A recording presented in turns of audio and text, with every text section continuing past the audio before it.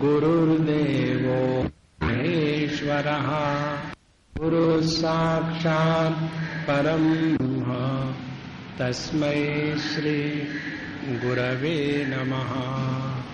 तस्मै गुरवे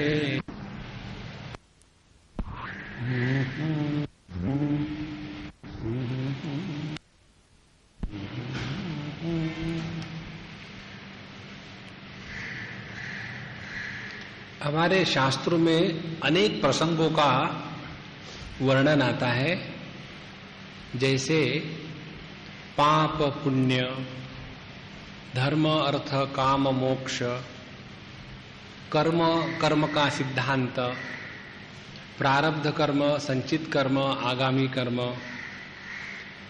पूर्व जन्म और पश्चात जन्म, पुनर्जन्म, सृष्टि का विस्तार, भगवान का अवतार, ये सभी के सभी जो प्रसंग आते हैं, इसका प्रयोजन क्या है?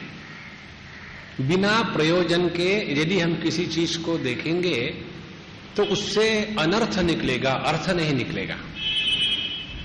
जैसे एक बार एक लड़की अपने छोटे भाई को लेकर के घूम रही थी और हम बेकार थे तो हम भी उसके साथ थे।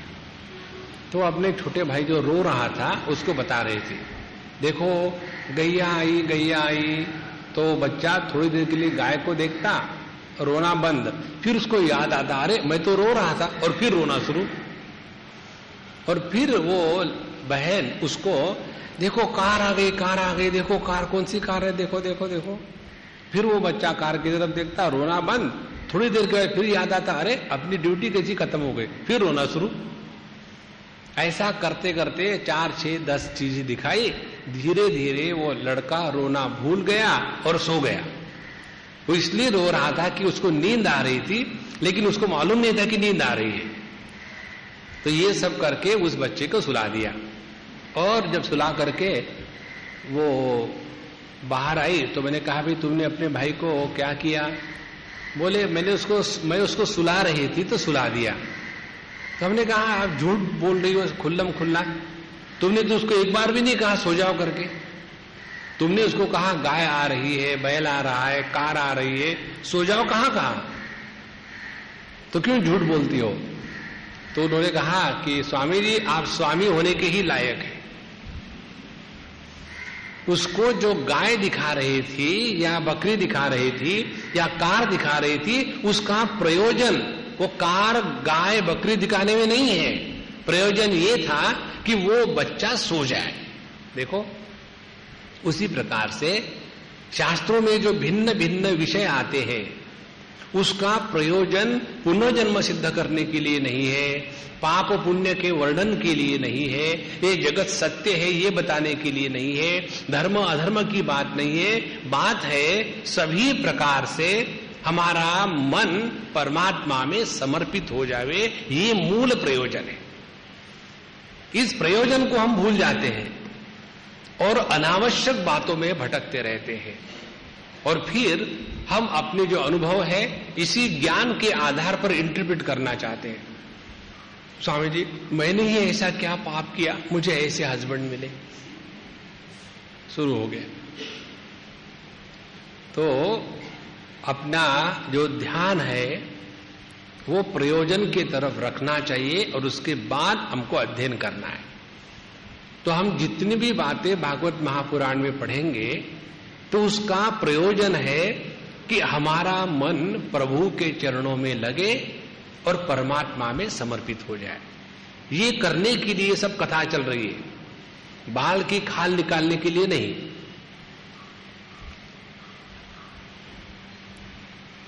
देखो धीरे से,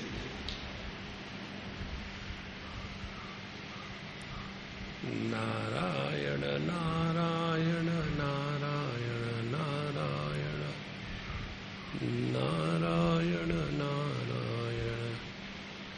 नारायण हरि नारायण नारायण नारायण नारायण जब ये नरक का प्रसंग आया कि इतने प्रकार के नरक होते हैं और व्यक्ति पाप करने के बाद इन्हीं सभी नरकों में जाता है, तो उसको लेकर के परीक्षित जी ने प्रश्न पूछा था कि क्या आदमी समझो दुष्कर्म किए, पाप किए, तो क्या उसका सत्यानाश ही होना है? कोई ऐसा रास्ता नहीं क्या कि हमने भैया ठीक है गलती करी, लेकिन क्या उस गलती का प्रायश्चित होकर के हम अपने आप को बचा नहीं सकते? तो इसके लिए कुछ हो सकता है विधान, तो बताइए। ये बताने के लिए उन्होंने बताया एक मार्ग जरूर है, और वो मार्ग है यदि हम भगवान का नाम स्मरण करते रहे और हमारा मन भगवत नाम स्वरूप हो जावे, तो हमने जितने भी पाप पुण्य किए हैं उसके हम परे चले जाते हैं। तो इसका तात्पर्य क्या निकला? दो बातों का। भगवान के नाम में वो शक्ति है कि जिसके द्वारा हम अपने बुरे कर्मों को रोक सकते हैं, और दूसरी बात, हमने जो बुरे कर्म पहले किए हैं उसके जो पाप रूप फल है उस फल से भी बच सकते हैं, दोनों बातों से। और ये समझाने के लिए उन्होंने यह नाम की महिमा समझाने के लिए अजामिल का चरित्र बताया कि किस प्रकार का व्यक्ति अजामिल था और हम किस प्रकार से हैं। तो अजामिल के जैसे व्यक्ति का उद्धार हो सकता है, तो हमारा उद्धार होने में कोई भी शंका नहीं रखना चाहिए। क्या हो जाता है व्यक्ति के जीवन में, क्योंकि हम स्थूल बुद्धि है और स्थूल देह के साथ तादात्म्य करके रहते हैं और स्थूल जगत में रहते हैं, तो ये तो बात हमको समझ में आती है कि कुछ कर्म करें तब ठीक है। जैसे एक व्यक्ति ने एक बार हमको कहा कि स्वामी जी बुरा मत मानना, लेकिन मुझे आप पर कुछ टीका टिप्पणी करनी है। हमने कहा आप करो, मैं सुनूंगा ही नहीं, बुरा मानने का सवाल कहाँ है। बोले नहीं सुनो और फिर भी मत मानो। ठीक है। तो उनका कहना ये था कि स्वामी जी आप ये बैठ करके भगवान का नाम लेते रहते हो, लेक्चर देते हो, इससे क्या होता है? इससे कुछ नहीं होता, कुछ करो। मैं बताओ क्या करूं, आप बताओ। बोले कुछ समाज की सेवा करो, गरीबों को कपड़े बांटो, उसको भूखे को खाना दो, इस प्रकार से कुछ ठोस काम करना चाहिए। ये क्या बैठ करके राम राम राम राम राम राम करे जा रहे, उससे क्या होता है? अब देखो क्या दोष है इस विचार में। जब तक हम कुछ फिजिकली करेंगे नहीं तब तक हमको नहीं लगता कि हम कुछ कर रहे हैं। असल में देखा जाए तो व्यक्ति का जीवन सुधरता है यदि उसके विचार सुधरे। तो हमारे द्वारा यदि किसी के विचारों में योग्य प्रकार का परिवर्तन आ जाए तो उसका जीवन अपने आप सुधर जाता है। तो जो विचार परिवर्तन का जो कार्य है वो अत्यंत सूक्ष्म है और बहुत कठिन है, लेकिन ये बात समझ में नहीं आती। क्यों? कि हम बड़े स्थूल बुद्धि वाले हैं। इसी प्रकार से भगवान के नाम की जो शक्ति है इसको हम समझ नहीं सकते, और इसको समझाने के लिए यहां प्रसंग आता है अजामिल का। हमने कल आपको बताया था, आज शॉर्ट में बताएंगे। अजामिल के जैसा महापापी कोई नहीं था। 80 साल तक उसने सभी प्रकार के अच्छे बुरे कर्म किए थे, और उसका हमने आपको बताया था प्रारंभ कैसे हुआ। अच्छे घर का था, ब्राह्मण कुलोत्पन्न था और घर में अच्छे संस्कार थे। एक दिन केवल वो जंगल से जब पेड़ की पत्तियां या फूल लेकर के आ रहा था तो रास्ते में उसने एक वेश्या का, एक आदमी का बुरा वर्तन देखा। वो देखने के बाद उसके मन में ऐसा परिवर्तन आ गया कि पूरा जीवन उसने बर्बाद कर दिया।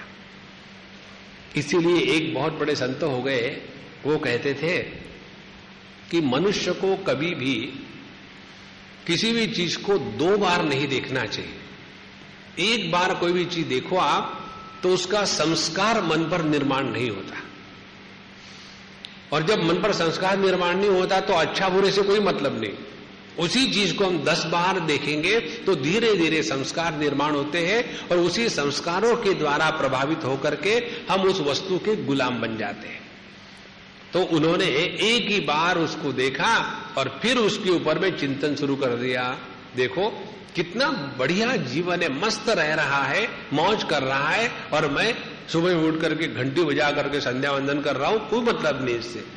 एक बार उनके मन में दुर्भावना आई और फिर उसको, जैसे नारद भक्ति सूत्र कहते हैं कि अपि एते तरंगायिता समुद्रायन्ते, पहले ये काम की जो बातें होती है एक छोटे तरंग के रूप में आती है और धीरे धीरे समुद्र का रूप धारण कर लेती है।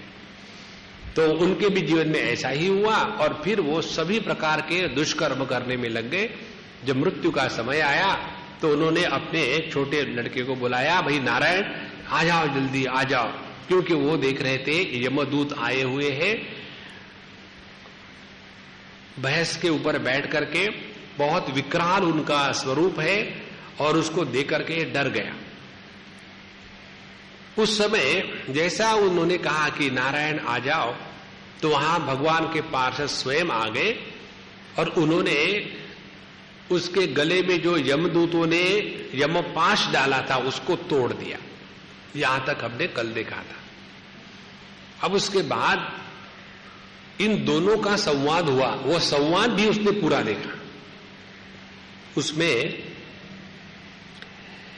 भगवान के पार्षदों ने पूछा कि तुम लोग कौन हो? बोले हम धर्मराज के सेवक हैं। धर्मराज माने यमराज, हम धर्मराज के सेवक हैं। बोले अपने आप को धर्मराज की सेवक कहते हो, बताओ धर्म किसको कहते हैं, अधर्म किसको कहते हैं? जैसे कोई कहे कि मैं इंडिया का रहने वाला हूं, है दूसरे देश का रहने वाला, फिर उसको यहां की कुछ बात पूछो, बताओ हमारे इंडिया में पंजाब की कौन सी राजधानी है, और वो कहेगा एर्नाकुलम, तो समझ लेना बाहर का आया हुआ है, हिंदुस्तान का नहीं। तो यदि तुम अपने आप को धर्मराज के दूत सम कहते हो तो बताओ धर्म क्या है और पुण्य क्या होता है और पाप क्या होता है, नरक में सरग में कौन कौन जाता है, और क्या जिन्होंने पाप किया उन सभी को नरक में जाना आवश्यक है, बताओ इसके बारे में। ऐसा जब पूछा तब यह जो धर्मराज के दूत थे यमदूत, उन्होंने धर्म का निर्णय स्मार्त या श्रौत धर्म के अनुसार बताना शुरू कर दिया। स्मार्त श्रौत धर्म का तात्पर्य है कि जो हम लोग जीवन जीते हैं कि हमने अपने जीवन को पुरोहित के बताने के अनुसार चलना चाहिए, पाप नहीं करना चाहिए, पाप करेंगे तो नरक में जाएंगे, पुण्य करेंगे तो स्वर्ग में जाएंगे, और पुण्य कर्म करने से भला होता है, पाप कर्म करने से बुरा होता है। ये जो धर्म का मर्यादा का क्षेत्र है उसको कहते हैं स्मार्त कर्म। स्मार्त शब्द है, स्मार्ट नहीं है, स्मार्ट कर्म, स्मार्त। और ये बताते समय उन्होंने बहुत सुंदर बातें बताई, ये हम सबको सीखने जैसी है। कहते हैं कि हमारे प्रत्येक इंद्रिय में भगवान का वास है, उस इंद्रिय के देवता के रूप में। आंखों में सूर्य का वास है, और उसके बाद हमारी जिह्वा में अग्नि का वास है, हमारी रसना में वरुण देवता का वास है, हमारे कान में दिग्देवता का वास है, हमारे नाक में अश्विनी कुमार का वास है, हमारे पैरों में विष्णु भगवान का वास है, इस प्रकार से हाथ में इंद्र का है। तो पूरे का पूरा जो हमारा देह है उसमें भिन्न भिन्न देवताओं का वास है। कहते हैं यही देवता के कारण हमारे इंद्रिय भिन्न भिन्न प्रकार के कर्म कर सकते हैं, और ये जैसा भी कर्म हमारे इंद्रियों के माध्यम से, मन के माध्यम से हो रहा है, वो कर्म करते समय सबसे पहली जानकारी किसको होती है? तो इस देवता को होती है। तो जैसे हमने अपने आंखों से देखा, तो आंखों से देखने का ये जो ज्ञान है रूप रंग का, हमको मिलने के पहले ये ज्ञान सूर्य भगवान को मिलता है। इस प्रकार से हमने अपने इंद्रियों के द्वारा जो अच्छे बुरे ज्ञान इकट्ठे किए, अच्छे बुरे कर्म किए, उस सब का अकाउंट इन सभी देवताओं के पास होता है। और ये जो देवता लोग हैं ये इस अच्छे बुरे कर्मों के द्वारा प्रभावित नहीं होते। और जब व्यक्ति मर जाता है, इस देह के साथ तादाद में छूट जाता है, तब ये देवता लोग, ये जीव धर्मराज के जाने के पहले ये सभी के सभी देवता लोग पहुंच जाते हैं और जा करके उसका रिपोर्ट दे देते हैं कि सूर्य कहता है इसने ऐसी ऐसी बुरी बातें देखी, ऐसी ऐसी अच्छी बातें देखी। इंद्र कहता है इसने हाथ से ऐसे अच्छे काम किए, ऐसे बुरे काम किए। विष्णु कहता है कि इसने पैर से अच्छे स्थानों पर गया, बुरे स्थानों पर गया। और अग्नि देवता कहती है कि इसने अच्छे शब्द बोले, इसने बुरे शब्द बोले। तो पूरा का पूरा जो अकाउंट है जीव का, वो एकदम उनको धर्मराज को रिपोर्ट हो गया। और जब तक कि जीव जाता है तब तक के उसका पूरा हिसाब हो जाता है।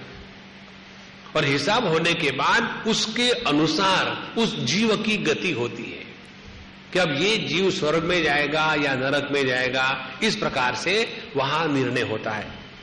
और वो जो भगवान निर्णय देते हैं कि इसको नरक में भेजो, तो उसका मूल तात्पर्य क्या है? यमराज या धर्मराज, इनके मन में जीवों के प्रति प्रेम है, द्वेष नहीं है। जैसे एक माँ का अपने बच्चों के प्रति प्रेम होता है और वो बच्चा समझे बहुत गंदा है और मानता नहीं बात, बहुत ही गंदा हो गया है, तो माँ उसको खींच के ले आएगी और उसको नहलाएगी धुलाएगी डिटर्जेंट डाल करके। और वो बच्चा जब रोएगा तो वो उसको सुनेगी थोड़ी, एक लगा देगी, ये नहीं भी रो तो रहा ही, लगाओ, हाथ साफ कर लो। और जब वो नहा धो करके साफ हो जाता है तो उसके पीछे मां के हृदय में प्रेम था, द्वेष नहीं था। उसी प्रकार से जीव ने जो अच्छे बुरे कर्म किए हैं उससे उसको साफ करने का जो तरीका है वो है हमको स्वर्ग नरक में भेजने के लिए, कष्ट देने के लिए नहीं है। इस प्रकार से हमको अपने कर्मों के अनुसार हमारे मरणोत्तर गति होती है। गरुड़ पुराण आप लोगों ने सुना होगा, उसमें आता है कि मरने के बाद जो जीव है वो 13 दिन तक उसी स्थान पर रहता है जहां मृत्यु हुआ है। और 13वें दिन में जब उसका पुण्यदान इत्यादि पूरा हो गया, फिर वो अगली जर्नी प्रारंभ होती है। तो उस समय उसको यातना देह प्राप्त होता है और उस यातना देह के साथ यह जीव जाकर के भिन्न भिन्न अच्छे बुरे जैसे भोग है, कर्मफल है, उसके अनुसार भोगता है। इस प्रकार से उन्होंने इस जीव की गति स्मार्त धर्म के अनुसार विष्णु को, दूतों को, पार्षदों को बताई। ये बताने के बाद कि उन्होंने कहा कि देखो तुमने जो वर्णन किया ना, ये तो स्मार्त धर्म का वर्णन किया, तुमको मालूम नहीं क्या भागवत धर्म भी होता है, और भागवत धर्म और स्मार्त धर्म का फर्क क्या है। ये बहुत महत्व की बात है, ध्यान से सुनना। जो स्मार्त धर्म अभी जो हमने आपको बताया, अच्छे बुरे कर्मों को रिपोर्ट करके ये होता है, ये जो है इसमें जीव के कर्तृत्वाभिमान का महात्म्य है। मैंने अच्छा कर्म किया, मैंने बुरा कर्म किया। लेकिन जो भागवत धर्म है वह भगवान के अनुग्रह पर अवलंबित है। चाहे हम पापी हो चाहे पुण्यवान हो, अनुग्रह किस पर करना है यह निर्णय भगवान स्वयं लेते हैं। और इसीलिए यदि ऐसा नहीं होता तो कुब्जा का उद्धार क्यों किया भगवान ने, ऐसा नहीं होता तो रावण का उद्धार क्यों किया, ऐसा नहीं होता तो शिशुपाल का उद्धार क्यों किया भगवान ने। इसीलिए भागवत धर्म जो है वह भगवान के अनुग्रह को मध्य में रख करके उसका निर्णय होता है, और जो स्मार्त इत्यादि धर्म है वो जीव के कर्तृत्वाभिमान को लेकर के होता है।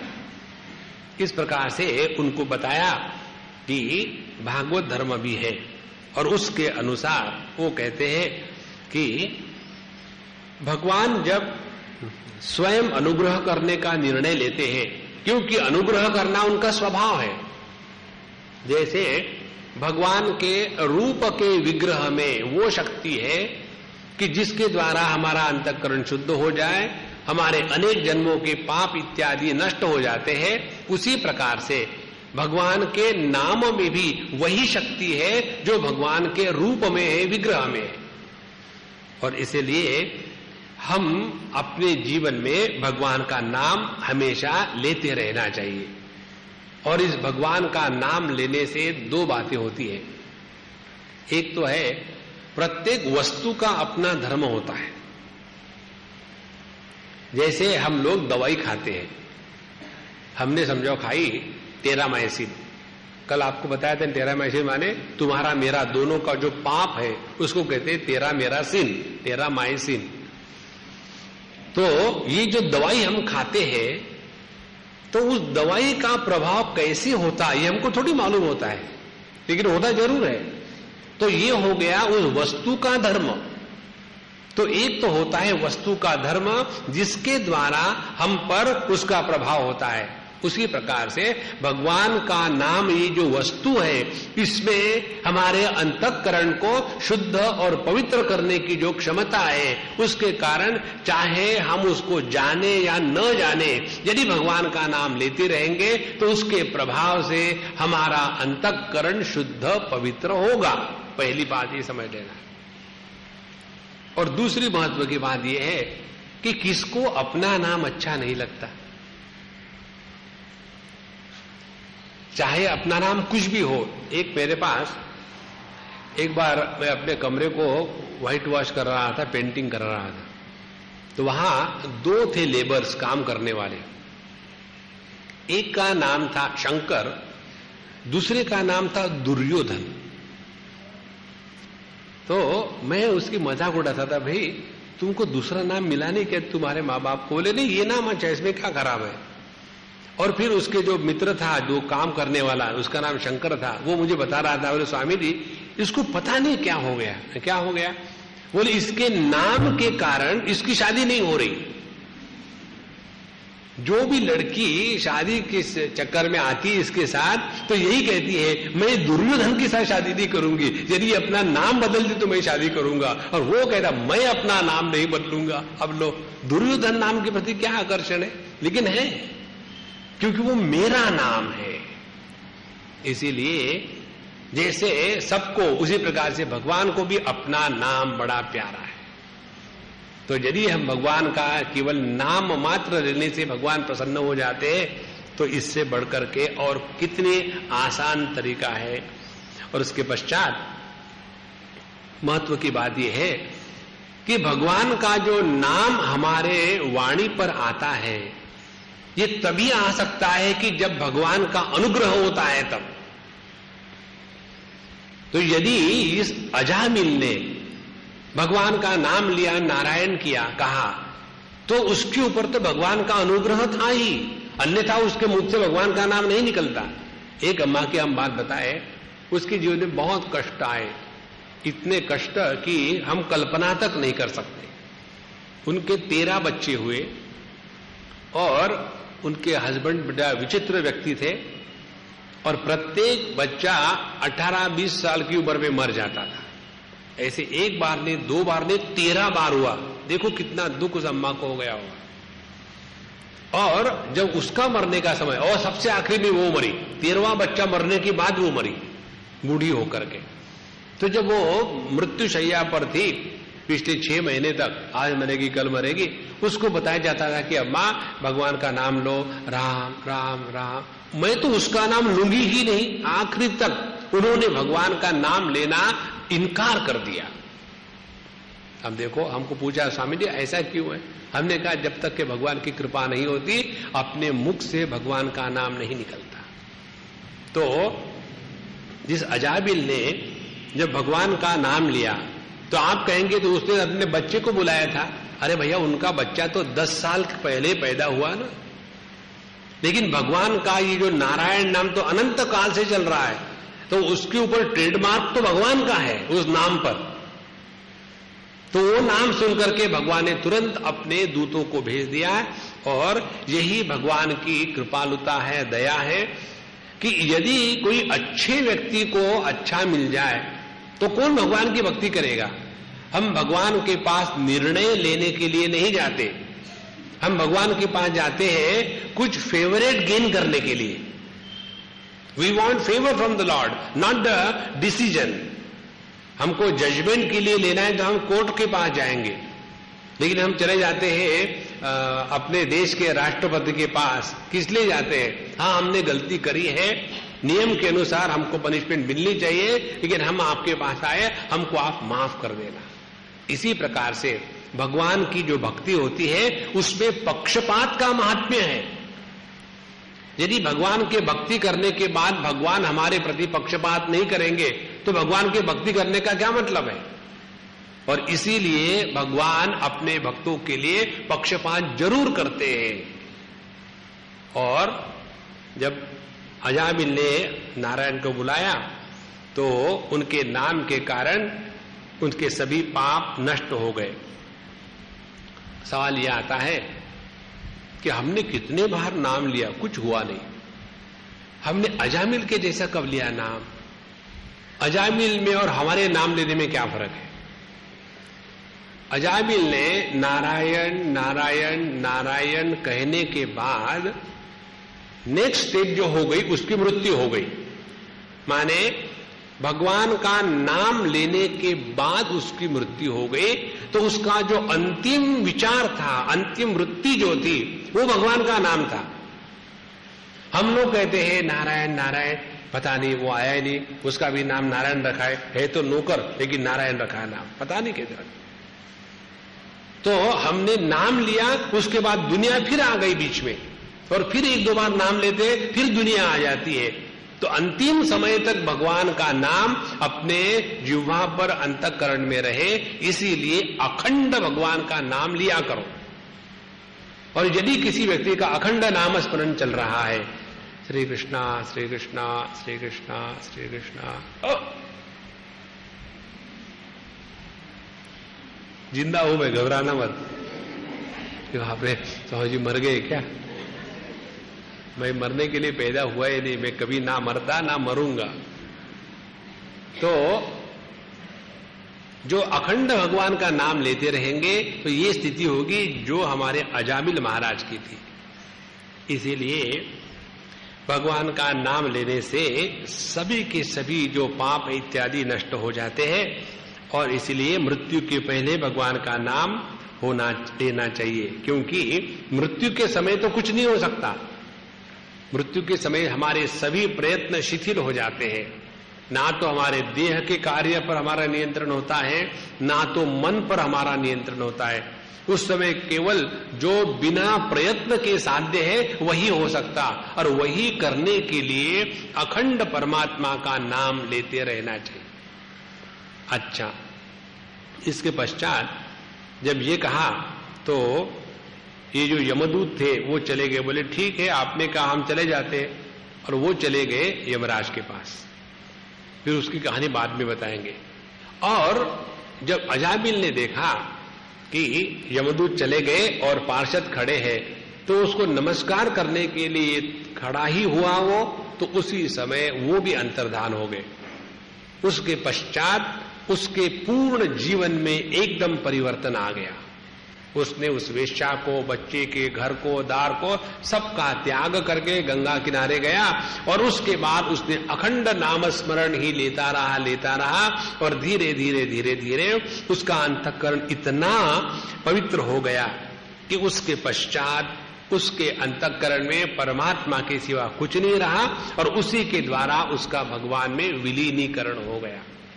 इस प्रकार से अब देखो, यह जो अजामिल जैसे व्यक्ति का उद्धार हो सकता है भगवान के नाम से, तो क्या हम सुपर अजामिल हैं? नहीं, इतना पाप करने की हमारे पास क्षमता कहां है?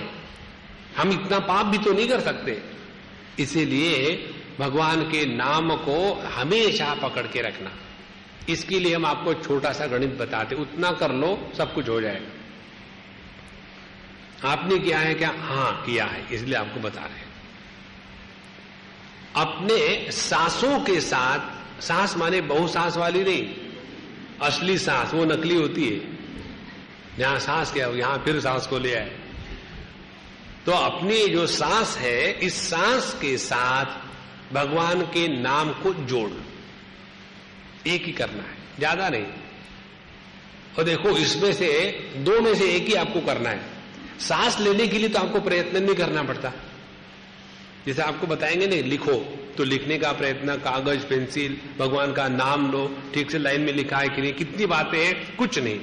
2 में से सांस तो ऑटोमेटिकली चल रही है, अब उस सांस के साथ भगवान के नाम को जोड़ लो। अंदर गया हरि, बाहर आया ओम, हरि ओम, हरि ओम। पहले कुछ दिनों तक तकलीफ होगी, नहीं बनेगा, लेकिन अपने आप हो जाता है। इसके लिए हम आपको एक टेक्निक बताते हैं। वो टेक्निक ऐसी है कि हमारा जो मन है किसी भी रिदम के साथ, ताल के साथ तुरंत पकड़ में आ जाता है। क्योंकि जब हम मां के गर्भ में रहते हैं तो मां के हृदय की धड़कन हमने बचपन से सुनी है। इसीलिए बच्चों को जब सुलाती है ना माताएं, तो क्या करती, गोद में रख करके धड़ाधड़ मारती है। बच्चा सोचता है कि सोना अच्छा है मार खाने से। मेरे पहले बहुत गलत धारणा थी कि ये जो औरतें माताएं होती है ये बड़ी कोमल होगी, बड़ी शांत होगी, बड़ी प्रेम वाली होगी। लेकिन मैं स्कूल चलाया हूं 4-6 साल, तो उस स्कूल में मैंने देखा 70-80 माताएं स्कूल की टीचर थी, जिसका मैं इंचार्ज था। और जब मैं राउंड पर जाता था, जब देखता था कि राम राम कैसी डांटती थी, तब मुझे पता चला कि इनका असली रूप है महाकाली। तो हम जब मां के गर्भ में रहते हैं तो पहले हृदय का जो धड़कन है उसका रिदम हमको मिलता, उसी को पकड़ लो। तो जब आप चल रहे हैं तो पैरों का जो रिदम है चलने का, उसके साथ भगवान का नाम लगा। यदि आप ट्रेन से जा रहे हैं, खटक खट खटक खट, हरि ओम हरि ओम हरि ओम हरि ओम, लग जाओ उसके साथ। कहीं भी रिदम को पकड़ो। यदि कहीं जा नहीं रहे, आप एक जगह बैठे, तो माला ले लो हाथ में और माला के साथ रिदम को तैयार करो। हरि ओम हरि ओम हरि ओम हरि ओम हरि ओम हरि ओम। तो यहां रिदम तैयार हो जाएगा। और रिदम एक बार एस्टैब्लिश हो गया, मन कितना भी विक्षेपित हो जाए तो तुरंत हाथ में माला आ गई तो मन अपना काम में लग जाता है, हरि ओम बिना प्रयत्न के। और ये भी नहीं है तो शांत बैठे हैं, कहीं भी बैठे रहो आप, अपने सांस तो चलती ही रहेगी। तो सांस के साथ भगवान के नाम को जोड़ लो। इन सब का तात्पर्य यही है कि हमारी अंतिम गति यही हो कि बिना प्रयत्न के भगवान का नाम हमारे सांसों के साथ एक हो जाए। क्योंकि मृत्यु क्या है, सांस निकल गई और वापस आना भूल गई, उसको कहते मृत्यु। तो यदि हमने सांस के साथ भगवान का नाम लेना शुरू कर दिया और सांस निकल गई तो हमको कुछ फर्क नहीं पड़ेगा। क्यों? कि परमात्मा का नाम चालू है। इस प्रकार से हमको भगवान का नाम लेना चाहिए। अच्छा महाराज, अब कथा में आते हैं। यमदूत महाराज के जो यम महाराज के जो दूत थे बड़े फ्रस्ट्रेट हो गए और यमराज के पास चले गए और उन्होंने कहा कि बॉस ये बताओ, आज हमारी बड़ी नाक कटी, क्या हो गया? हम वहां गए उस अजामिल को लाने के लिए और पता नहीं इस दुनिया में कितने शासक हैं। क्या हम सोचते थे कि आप ही अकेले शासक हो, लेकिन कोई और भी है क्या? यदि एक ही चीज को 2 व्यक्ति चला रहे हो, उसका शासन कर रहे हो, तो हमेशा गड़बड़ी होती है। तो हमको तो लगा कि केवल आप ही शासक है और हम गए लाने के लिए, लेकिन पता नहीं कहां से वहां बड़े सुंदर सुंदर पीतांबरधारी, बड़ी बड़ी आंखों वाले, नील कमल के जैसे उनका देह का रंग है और मुस्कुराते हुए चतुर्भुज वहां आ गए और उन्होंने हमको हरा दिया और हम वहां से नाक कट के आपके सामने आ गए। बताइए वो कौन लोग थे, आपने पहले क्यों नहीं बताया? तो यमराज कहते हैं, देखो इस जगत में मेरे अतिरिक्त भगवान भी है, जिन्होंने मेरा भी मर्यादा के अनुसार निर्माण किया है और मेरा भी नियंत्रण वही करते हैं। और ऐसे भगवान के जो भक्त है उनको पकड़ने का अधिकार क्षेत्र हमारा नहीं है। और इसके बारे में बताते हैं, यह सबको मालूम नहीं। प्रायेण वेद तदिदम न महाजनोयम देव्या विमोहित मतिर्बत माया यलम। त्रय्याम जड़ीकृत मतिर मधु पुष्पितायाम वैतानिके महति कर्मणि युज्यमानः। तो यह जो कर्म का सिद्धांत इत्यादि जो है, इसके बारे में सभी लोगों को पूरी जानकारी नहीं है। केवल जो 2-4 लोग हैं उनको जानकारी, वो नाम गिनाते हैं, स्वयंभू मनु, नारद जी, प्रहलाद, सुखदेव जी, बलि महाराज और मैं माने यमराज। हमको ये कर्म की गति और भगवान के नाम की महिमा मालूम है। और जब अजामिल ने भगवान का नाम लिया तो नाम उच्चारण करने से ही उसके सभी पाप ताप नष्ट हो जाते हैं। इस प्रकार से वर्तमान में किए गए पाप और भूतकाल में किए गए पापों का फल, ये दोनों भगवान के नाम से नष्ट हो जाते हैं। इसका होने के बाद वो कहते हैं कि देखो यमदूतो, एक बात सावधान रह करके सुनो, ये बात बहुत महत्व की है। कहते हैं जिह्वान वक्ति भगवत गुण नामधेयम चेतश्च न स्मरति तच्चरणारविंदम कृष्णाजयो नमति यच्छिर एकदापि तानान यध्वम असतो कृत विष्णु कृत्यान।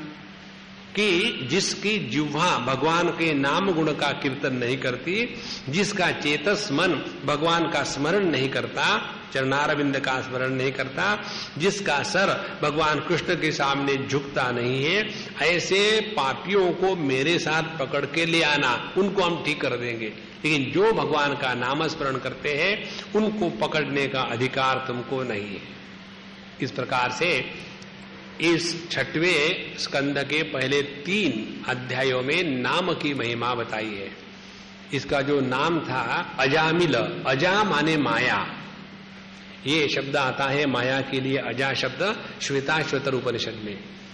अजा माने जिसका जन्म नहीं हुआ, भगवान की माया का जन्म नहीं, वो भगवान जैसी नित्य, उनकी माया भी नित्य है।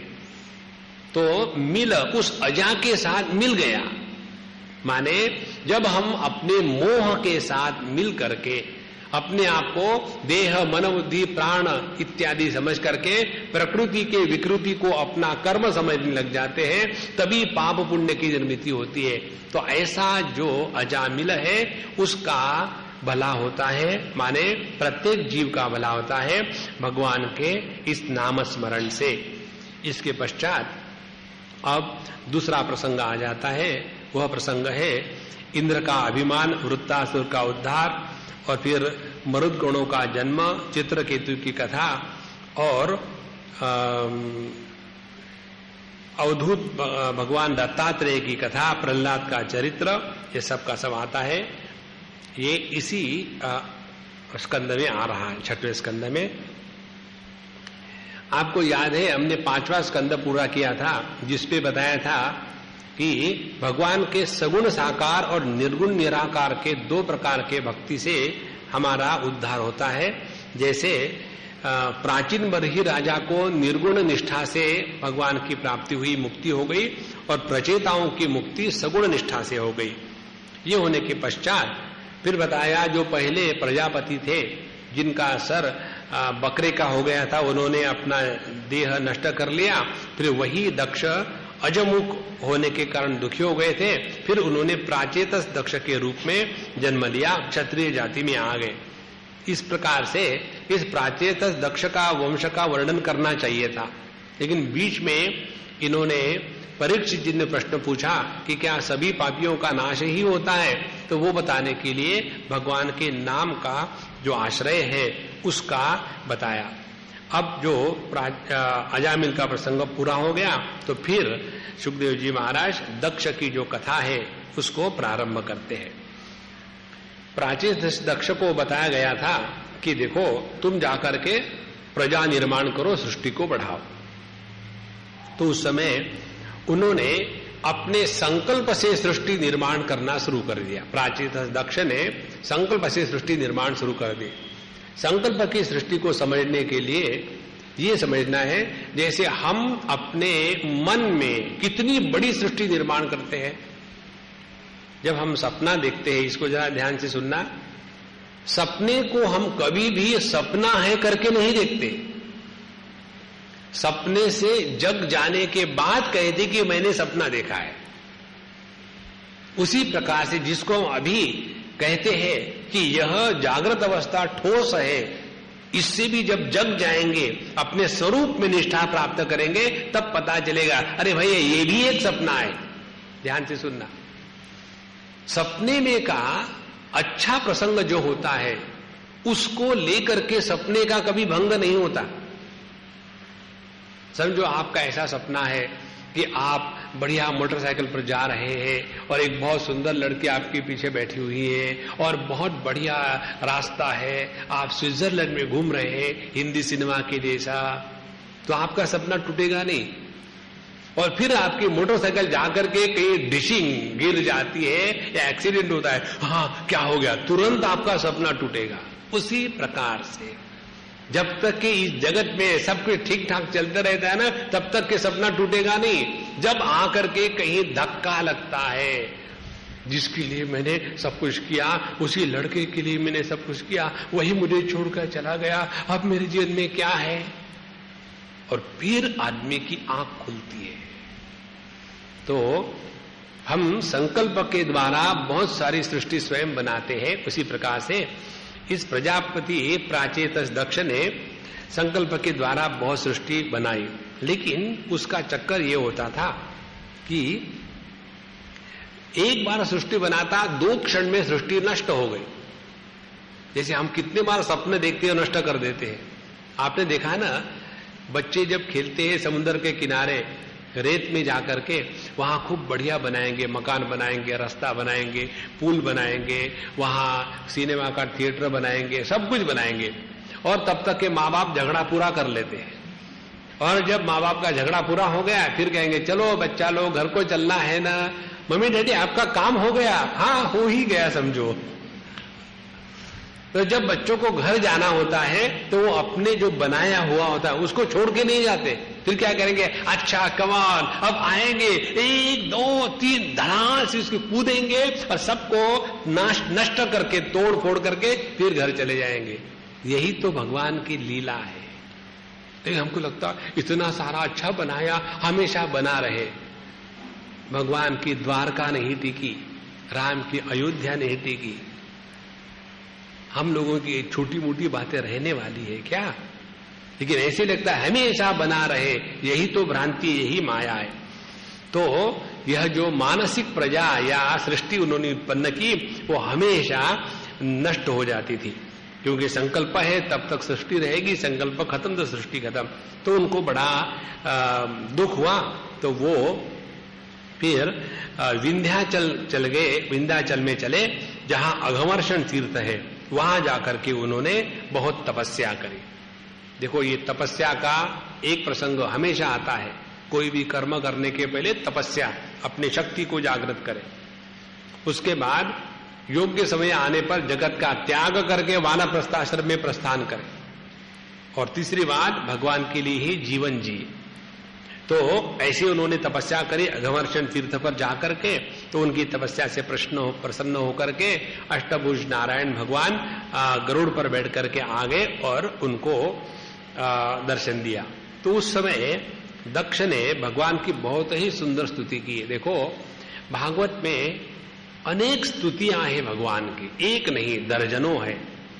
वो जो हमारे दूसरे प्रवचन हो रहे हैं मुंबई में, जिसमें हम एक एक अध्याय को, एक एक श्लोक को लेकर के विस्तार से बता रहे हैं, उसमें सभी स्तुतियों को हमने बहुत विस्तार से लिया है। उसके स्तुति का अर्थ का चिंतन करते करते व्यक्ति अपने आप से हट करके प्रभु के चरणों में लग जाता है। उसमें सगुण साकार का वर्णन है, निर्गुण निराकार का है, आत्म रूप से है, परोक्ष रूप से, अपरोक्ष रूप से। इसी प्रकार से इस प्राचीन दक्ष ने भगवान की स्तुति करी कि महाराज जो अस्ति है, नास्ति है, जो अच्छा है, बुरा है, वो सभी का सभी आप ही है, और आप ही के द्वारा सबको शक्ति मिलती है। और जो अपने शक्ति के बल पर युद्ध कर रहे हैं, धर्म का पक्ष लेकर के, अधर्म का पक्ष लेकर के, उन दोनों में आप ही की शक्ति है। जो बौद्धिक युद्ध कर रहे हैं, उन दोनों में आपकी शक्ति है। आपके सिवा इस जगत में कुछ है ही नहीं। आस्तिक भी आपके ही शक्ति से आपका प्रतिपादन करता है, और जो नास्तिक है वो भी आप ही की शक्ति से आपका अनादर करता है। इस प्रकार से आप ही सब कुछ है। तो अस्ति नास्ति की जो परे है, ऐसे भगवान आपको हम नमस्कार करते हैं। ये कहने के बाद भगवान कहते हैं कि मुझे मालूम है तुमने किस लिए मुझे नमस्कार किया, तुम्हारा काम फेल हो रहा है इसलिए तुम मेरे पास आए। कितनी बार तुमने सृष्टि बनाई, संकल्प की, वो टिकती तो है नहीं, तो मुझे मालूम है तुम्हारी क्या समस्या है। अब हम तुमको बताते हैं, मिथुन व्यवसाय धर्मिण्याम। अब इसके पश्चात तुम ये संकल्प की सृष्टि बंद कर दो और मैथुनी सृष्टि प्रारंभ कर दो। मैथुनी सृष्टि का तात्पर्य है जहां स्त्री और पुरुष माने रज और वीर्य इनके संयोग से जो सृष्टि निर्माण होती है उसको कहते हैं मैथुनी सृष्टि, जिसमें द्वंद्व का होना आवश्यक है। ऐसी सृष्टि निर्माण करो। ये कहने के पश्चात भगवान तो चले गए। फिर दक्ष प्रजापति ने पंचजन की पुत्री थी असिकनी, उससे विवाह किया और उससे हर्यश्व और शबलाश्व ऐसे नाम के अनेक पुत्र उत्पन्न हुए। और जब वो अनेक पुत्र उत्पन्न हुए तो उनको बताया गया, जाओ अब तुम बच्चों सृष्टि को बढ़ाओ, क्योंकि यही कार्य मुझे मेरे पिताजी ने बताया था, अब मैं तुमको बताता हूं। तो जब ये चले गए नारायण सरोवर पर तपस्या करने के लिए, और वहां उनको नारद जी मिले और नारद जी ने उनके कान में मंत्र पढ़ा दिया कि काहे को ये संसार के चक्कर में पड़ते हो, इस संसार में अभी तक कोई सुखी नहीं। हम आपको एक बात बताते, आपको अच्छी नहीं लगी तो मुझे क्या फर्क पड़ता है, मुझे अच्छी लगती है। ये माँ बाप लोग अपने बच्चों की शादी मालूम है क्यों करना चाहते हैं? बदला लेने के लिए। किया था, ठीक है बेटा तेरी शादी कर देंगे, फिर तेरे जब बच्चे हो जाएंगे फिर देखेंगे तमाशा कैसे हमको कष्ट दिया था। एक ट्रक के पीछे मैंने पढ़ा था, ऐसा लिखा हुआ, बुरी नजर वाले तेरी बड़ी लंबी उम्र हो, तेरे बच्चे बहुत साल जिए और मरते दम तक तुझे सताए। देखो कितनी परेशानी की बात। तो नारद जी ने कहा कि ये शादी विधि के चक्कर में मत पड़ना, बढ़िया भगवान का नाम लेते रहो। और देखो मैं एक मस्त घूम रहा हूं, ऐसे ही घूमो, काहे को शादी करके बांध के रखे हो अपने आप को बैल के जैसे खूंटी के साथ छोड़ो। जब ऐसा कह दिया तो वो विरत हो गए, और जब वो विरत हो गए तो दक्ष प्रजापति को बड़ा गुस्सा आया कि ये क्या है, हमने इतने बच्चों को पैदा किया, बाबा जी बनाने के लिए थोड़ी पैदा किया, हम तो चाहते हमारे लिए वो गृहस्थ बने और सृष्टि का विस्तार हो। उनको बड़ा क्रोध आया। उसी समय नारद जी वहां पहुंच गए, जरूरत नहीं थी, पहुंच गए। नारद जी का यही सौंदर्य, पहुंच गए। और पहुंचने के बाद उन्होंने उनको ऐसी गालियां दी नारद जी को दक्ष ने कि तुम बड़े घटिया हो, हमारे जो संसार का तंतु है उसको तोड़ने वाले हो, कृत, उनको शब्द कहा तंतु कृंतन, हमारे वंश के नाश करने वाले हो। इन अबोध बालकों को गलत उपदेश करके सबको भिखारी बना दिया है, हमने गृहस्थ बनाने के लिए पैदा किया था और तुम पता नहीं क्या कर दिया उनको। इसीलिए मैं तुमको शाप देता हूं, कहीं भी एक स्थान पर तुम कभी टिकोगे नहीं, घूमते रहोगे जिंदगी भर। ऐसा जब शाप सुना नारद जी ने तो नारद जी बड़े प्रसन्न हो गए कि भगवान आपने तो मुझ पर बड़ा उपकार किया है। बोले कैसे उपकार? अब ना तो मुझे आश्रम का चक्कर है, ये तो आश्रम माने मालूम है क्या होता है? आश्रम का हमारे तरफ से अंदाज ये है, अर्थ एक गृहस्थ मार्केट में जाकर के आधा किलो भिंडी खरीद के ले आता है, भिंडी को कहते हैं लेडीज फिंगर, वो खरीद के ले आता है। और बाबा जी लोग आश्रम खोल करके आधा ट्रक जेंट्स फिंगर माने गाजर ले आते। दुकानदारी वही है, वही पैसा, वही अकाउंट, ये आया वो गया, उससे नहीं लिया उससे नहीं लिया। इसीलिए आपने मुझे बड़ा मेरे पर उपकार किया। अब ना तो मुझे कोई कुटिया है, ना आश्रम है, ना मुझे कोई चेले है, ना चपाती है, और मैं मस्त अपना भगवान का नाम लेते घूमता रहूंगा। और आपने जो कहा है उसको मैं शिरोधार्य करता हूं, कहीं भी मैं इकट्ठा नहीं बैठूंगा। इस प्रकार से आपने शाप दे करके मुझे विरक्त बना दिया, धन्य है आप। देखो नारद जी में वो शक्ति थी कि दक्ष प्रजापति को भी शाप दे सकते थे, लेकिन भागवत का लिखते हैं कि सामर्थ्य होने पर भी जो अपने शत्रु का भी बुरा नहीं करता उसी को कहते हैं साधु संत। नहीं तो किसी ने हमारा बुरा किया तो हम उसका क्यों नहीं बुरा करें। तो ये बदले की भावना से जीने वाले कभी भी साधु संत के कैटेगरी में नहीं आते। इस प्रकार से जब उनको ये सब हो रहा था तो ब्रह्मा जी को पता चला कि ऐसी गड़बड़ी हो गई है। तो ब्रह्मा जी स्वयं दक्ष के पास गए कि भैया दुखी मत होना, मुझे मालूम है नारद ने क्या गड़बड़ी करी, लेकिन वो भी मेरा ही लड़का है, मैं क्या करूं। तो बोले ऐसे करो, अब तुम लड़कियां पैदा करो, लड़की मत पैदा करना, क्योंकि बाबा जी लोग लड़कों को ले जाते, लड़कियों को कोई नहीं ले जाना चाहता, क्यों परेशानी ले, लड़कियां पैदा करो। तो उन्होंने फिर लड़कियां पैदा करी, और जब लड़कियां पैदा करी तो उनसे बहुत सारी लड़कियां होने के बाद उनको भिन्न भिन्न ऋषियों से शादी करा करके उनका पूर्ण विस्तार हुआ। इसी को कहते हैं दाक्षायणी प्रजा है। अब उसी दक्ष की पुत्रियों में 2 लड़कियां थी, दिति और अदिति। दिति का तात्पर्य है जो भेद का निर्माण करने वाली है, तोड़फोड़ करने वाली, उसी के जो पुत्र उनको दैत्य कहते हैं। और अदिति माने जोड़ करने वाली, उसी के पुत्र जो उनको आदित्य कहते हैं। तो यह जो अदिति और दिति ये दोनों अपने ही हृदय की वृत्तियां हैं, और उनका विवाह हुआ था कश्यप ऋषि से। कश्यप ऋषि माने हम जो शुद्ध साक्षी चैतन्य है, हमारे मन में बुरा विचार आया, इसकी नाक काट देंगे। फिर अच्छा विचार आया कि चलो भगवान का दर्शन करने के लिए पैदल जाएंगे शबरीमलाएं। तो ये दोनों जो वृत्तियां हैं, इन दोनों को प्रकाशित करने वाला मैं इन दोनों के द्वारा प्रभावित नहीं होता। तो यह जो द्वितीय और अदिति भेद निर्माण करने वाली और अभेद की संस्थापना करने वाली, ये 2 वृत्तियां हमारे प्रत्येक के हृदय में है। तो ये हो गया इसका आध्यात्मिक अर्थ। तो वो उनका कश्यप जी के साथ विवाह हो गया, और उसके पश्चात उनसे दैत्य और आदित्य इस प्रकार से 2 प्रकार के प्राणी या जीव निर्माण हो गए। जो आदित्य है वो सबका प्रकाशन करने वाले, संध्यावंदन करने वाले, धर्म में प्रवृत्त है, और जो दैत्य है दिति की संतान, वो सबका नाश करने वाले, धर्म का क्षय करने वाले। इस प्रकार से 2 प्रकार के पुत्र निर्माण हुए। अब जो अदिति के पुत्र था इंद्र, वो उसको देवराज माने इन सभी देवताओं के राजा के पद पर अभिषिक्त कर दिया गया, और वो बड़ा ऐश्वर्यशाली हुआ। इस प्रकार से अपने इंद्र को कहते हैं वो अपने हाथ का देवता है। तो हमारे सबके हाथ में ये शक्ति है कि हम अपने जीवन का उद्धार कर सकते हैं, हमको किसी से कुछ लेने की आवश्यकता नहीं है।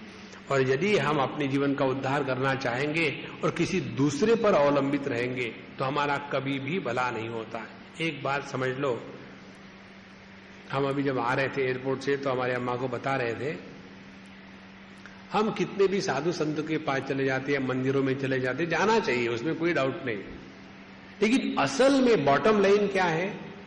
बॉटम लाइन ये है कि हम क्या है, हमारी साधना कैसी चल रही है। ठीक है, वहां गए वहां गए वहां गए, अल्टीमेटली व्हाट नेक्स्ट? हमारे अंतःकरण में वही काम क्रोध लोभ मोह मद मात्सर्य भरा हुआ है, अपने स्वरूप के बारे में अज्ञान ज्यों का त्यों टिका हुआ है, जगत के बारे में समझने का प्रयत्न नहीं, भगवान की भक्ति हृदय में अभी उदित हुई नहीं है, तो कहां कहां भटकेंगे। इसीलिए महत्व की बात यह है कि हमको अपनी साधना स्वयं करनी पड़ती है, दूसरा हमारे लिए साधना नहीं करेगा। तो इस प्रकार से इंद्र जो अपने हाथ के देवता है, कर्म के देवता है, यही देवताओं के राजा के रूप में प्रतिष्ठित हुए। और जब व्यक्ति को प्रतिष्ठा मिल जाती है तो व्यक्ति अपने मर्यादा का उल्लंघन करने में आगे पीछे नहीं देखता। जब व्यक्ति को प्रतिष्ठा, ऊंचा पद मिल जाता है, अधिकार प्राप्त होता है, तो अधिकार को पचाने के लिए सबके पास शक्ति नहीं होती। अधिकार को वही पचा सकता है कि जिसके हृदय में वैराग्य की पराकाष्ठा हो। वो यदि अधिकार हो और वैराग्य ना हो तो उसी अधिकार का हम दुरुपयोग करेंगे, और यदि केवल वैराग्य हो, अधिकार ना हो, तो केवल वैरागी कुछ नहीं कर सकता। इसीलिए जीवन में दोनों का संतुलन है, ऐश्वर्य, अधिकार और उसके साथ साथ वैराग्य। लेकिन इंद्र के हृदय में ऐश्वर्य के साथ वैराग्य के स्थान पर भोग की प्रवृत्ति और अपने अहम को वो बहुत ज्यादा समझने लगा। और ये होता है जब व्यक्ति एक साधारण ठिकाने पर रहता है तो उसका व्यवहार भिन्न। आप लोग तो जानते हो, अभी केरला में है, हर एक घर से कोई ना कोई तो फॉरेन को होता ही है। केरला में फॉरेन को ज्यादा है, इंडिया में कम है। यहां से जाएंगे, वहां जाने के बाद देखो 1-2 साल में उनका ऐसा व्यवहार हो जाता है कि जैसे अपने इंडिया के लोग जब वहां पहुंच जाते हैं, उन्हीं के माँ बाप तो वो बेचारे वहां तरसते हैं कब वापस चले जाएंगे अपने केरला में, और यहां आने के बाद फिर कसम खाते फिर वहां नहीं जाएंगे। क्यों? कि वहां जो प्रेम, आदर, मर्यादा सबका उल्लंघन हो जाता है। तो जहां व्यक्ति के जीवन में थोड़ा ऐश्वर्य आ गया, उसका दिमाग एकदम बिगड़ने लग जाता है अभिमान के कारण। और यही बात इंद्र के साथ हुई। और एक बार जब सभी देवताओं की सभा में इंद्र बैठे थे, उसी समय उनके गुरु, देवताओं के गुरु बृहस्पति जी वहां आ गए। तो जहां बृहस्पति जी वहां आ गए तो ये नियम बनता, गुरु आने के बाद शिष्य को उठ के खड़ा होना चाहिए। फिर भी उन्होंने बृहस्पति जी की तरफ देखा तक नहीं। और एक मंत्र आता है, आप सब जानते हो उस मंत्र को, स्वस्ति न इंद्रो वृद्धश्रवा, स्वस्ति न पूषा विश्ववेदा, स्वस्ति नस्तार्क्ष्यो अरिष्टनेमि, स्वस्ति नो बृहस्पतिर्दधातु। तो हे इंद्र हमारा कल्याण कर, हे बृहस्पति हमारा कल्याण कर। तो इंद्र है कर्म की देवता, बृहस्पति है ज्ञान की देवता। जिस जीवन में ज्ञान और कर्म ये दोनों मिलकर के रहते हैं, उसी जीवन का भला होता है। लेकिन अब यहां क्या हो गया, यहां कर्म करने वाला इंद्र जो है, कर्म शक्ति, क्रिया शक्ति, वो तो तगड़ी हो गई। और उस क्रिया शक्ति ने जो बृहस्पति जी है, ज्ञान शक्ति है, उसका अनादर कर दिया। जहां हमने विवेक का, ज्ञान का अनादर कर दिया, तो वही क्रिया शक्ति हमारा ही नाश का कारण बन जाती है। और उसी के कारण वहां से जब इंद्र ने अपनी आंखें फेर ली, बृहस्पति जी को योग्य प्रकार का आदर नहीं दिया, उनकी उपेक्षा कर ली, तो बृहस्पति जी ने सोचा कि यहां अपना आदर नहीं है, आवश्यकता नहीं, तो क्यों बैठे। वो वहां से चले गए, अंतर्धान हो गए। जब ऐसी बात हुई तो दैत्यों को पता चला कि देवताओं के पक्ष से उनके जो गुरु हैं बृहस्पति जी, वो चले गए हैं। तो तुरंत शुक्राचार्य जो असुरों के गुरु हैं, उन दैत्यों के गुरु ने शुक्राचार्य, शुक्र का तात्पर्य वीर्य, वीर्य का तात्पर्य शक्ति, तो जिनमें बहुत शक्ति है उनको कहते हैं दैत्य। तो उन दैत्यों के गुरु ने, शुक्राचार्य ने कहा, अब बढ़िया मौका है, अब देवताओं पर हमला बोल दो और जीत लो स्वर्ग को, वहां की वो रहे। इस प्रकार से शुक्राचार्य के कहने का कारण सभी दैत्यों ने हमला बोल दिया और देवता लोग हार गए और फिर वन वन में जंगल में भटकने लग गए। ऐसा जब हुआ तो सभी के सभी देवता ब्रह्मा जी के पास गए और कहा कि देखो हमको जरा कुछ मदद करना। ब्रह्मा जी ने कहा देखो मदद विदत कोई, मेरे लिए दोनों एक जैसे ही है, ना तो मेरे लिए कोई दैत्य अपने हैं नहीं है और देवता अपने हैं, क्योंकि दोनों ही संतान मेरी ही है। ब्रह्मा जी के पुत्र कश्यप जी ब्रह्मा जी के पुत्र मरीच जी के कश्यप जी, और कश्यप जी के पुत्र जो थे ये दोनों है दैत्य और देवता आदित्य। इसीलिए मैं तो कुछ नहीं कर सकता हूं, तो हम लोग जाएंगे भगवान के शरण में, देखते वो क्या कहते हैं। तो उन्होंने बताया भगवान ने कि देखो तुम्हारा जो गुरु महाराज है उसको तुमने भगा दिया है अपमान करके, तो अपने जीवन में जब तक के कोई पुरोहित गाइडेंस करने वाला श्रेष्ठ व्यक्ति नहीं होगा तुम्हारा भला नहीं हो सकता। इसीलिए विश्वरूप को तुम अपना गुरु बना लो।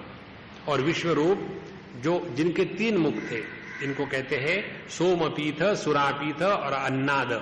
इनके 3 मुख थे, एक मुख से वो दैत्यों को खिलाते थे, एक मुख से देवताओं को और एक मुख से मर्त्यों को। इस प्रकार से 3 मुख वाले जो विश्व रूप थे उनके पास गए देवता लोग और उन्होंने प्रार्थना करी कि आप हमारा पौरोहित्य स्वीकार करिए। तो उन्होंने पहले ना कहा, बोले ठीक है आप कहते हो तो मैं ले लेता हूं।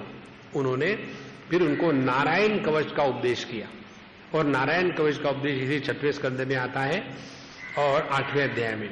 और वो उपदेश होने के बाद बताया कि किस प्रकार से इस विद्या की सिद्धि होती है और ये सिद्धि होने के पश्चात तुम्हारे में बहुत शक्ति जागृत हो जाएगी और फिर तुम दैत्य को हरा सकते हैं। इस प्रकार से उन्होंने शक्ति को जागृत किया, नारायण कवच का पाठ किया और उन सभी देवताओं में मंत्रों की शक्ति जागृत हो गई। और उसके बाद इंद्र ने जाकर के फिर दैत्यों पर हमला बोल दिया और फिर वो स्वर्ग के राजा हो गए। इसके पश्चात जैसे बताया था कि विश्वरूप जो थे उनके 3 मुख थे, दैत्यों को भी कभी देते थे, कभी देवताओं को, कभी मर्त्यों को। और इंद्र चाहता था कि वो केवल हमारे पुरोहित है तो दूसरे की तरफ देखे नहीं, काम नहीं करे, केवल हमारे ही साथ रहे। लेकिन उन्होंने सोचा होगा पार्ट टाइम जॉब मिल रहा है तो क्यों ना कर ले, तो 2-4 आहुतियां वो दैत्यों को भी असुरों को भी दे देते थे। तो ये जब बात पता चली इंद्र को तो फिर बड़ा गुस्सा आया और उन्होंने उसी गुरु का, पुरोहित का, जिसके द्वारा ये विद्या प्राप्त करके फिर राजा हो गए थे, उसको उन्होंने मार दिया। तो मारने के कारण फिर ब्रह्म हत्या हो गई। तो ब्रह्म हत्या जब निर्माण हो गई तो ब्रह्म हत्या इंद्र को खाने को दौड़ी। तो इंद्र ने कहा हाँ मेरे से गलती हो गई है, मैं मांगता हूं लेकिन मुझे क्षमा कर दीजिए। तो इंद्र का ये ऐसा योग्य व्यवहार देख करके प्रकृति ने उसको स्वीकार किया, क्योंकि जो विनम्र होता है, विनयी होता है, उसके गलतियों को भी माफ किया जाता है। तो सारी की सारी सृष्टि इंद्र के प्रति सहानुभूत हो गई और उन्होंने ब्रह्म हत्या को 4 भागों में बांट दिया, कुछ पृथ्वी के लिए, कुछ जल के लिए, वृक्ष के लिए और स्त्री के लिए। तो ये 4 भाग ब्रह्म हत्या के इन चारों ने स्वीकार कर लिए। इस प्रकार से ब्रह्म हत्या का जो पाप था इंद्र के हृदय से निकल गया और फिर उसके परम ऐश्वर्य की प्राप्ति हो गई। ये बात जब विश्वरूप के जो पिता थे त्वष्टा, उनको पता चली तो उन्होंने कहा कि मेरे बेटे का वध कर दिया है, हम देखेंगे। फिर उन्होंने यज्ञ किया और मंत्रों के द्वारा बड़ा बड़ा हवन किया और उस मंत्र के हवन के साथ साथ उन्होंने एक बहुत बड़ा बलवान पुत्र निर्माण किया और जिसका नाम था वृत्रासुर। तो वृत्रासुर का वर्णन बहुत विस्तार से आता है। वृत्रासुर का तात्पर्य है कि जो हमारे ज्ञान को ढक डाले उसको कहते वृत्रासुर। वृत्र माने ढका हुआ, तो उसका अर्थ ये नहीं कि वो एक ऐसे मनुष्य के आकार का था, वह कोहरे के जैसा था। इसका वर्णन आता है, कोहरा माने मिस्ट जैसे देखते हैं, ऐसा असुर निर्माण हुआ और चारों तरफ अंधकार ही अंधकार हो गया। तो फिर दैत्यों ने जाकर के इंद्र पर हमला बोल दिया और जब ऐसा युद्ध चल रहा था तो इंद्र शक्तिशाली होने के कारण इन सभी लोगों को वो दैत्यों को भगा रहा था और उसके बाद वृत्रासुर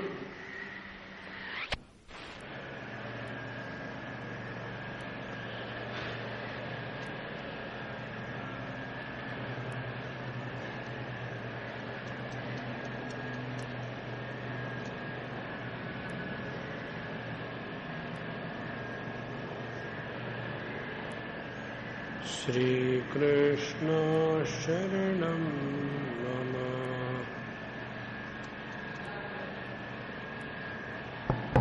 आ गया। तो जब इंद्र की फिर एक बार हार हो गई तो भगवान के पास पहुंचा और नारायण भगवान को कहा कि भैया हमारी फिर मुश्किल हो रही है, फिर दैत्य ने हमको हरा दिया। भगवान कहते देखो मैं हमेशा पक्षपात नहीं कर सकता, ऐसे नहीं, तुमने अपने गुरु का अपमान क्यों किया, फिर उसको मारा क्यों विश्वरूप को। ऐसे करो, तुम्हारे ऊपर जो अभी संकट आया है उससे बचने के लिए तुमको एक ही उपाय है। उपाय मैं बताता हूं, मेहनत तुम करो। कौन सा है? दधीची ऋषि है, उनके हड्डियों को मांग करके उसका यदि वज्र बनाओ तो तुम वृत्रासुर को जीत सकते हो। क्योंकि वो मंत्र शक्ति से पैदा हुए हैं।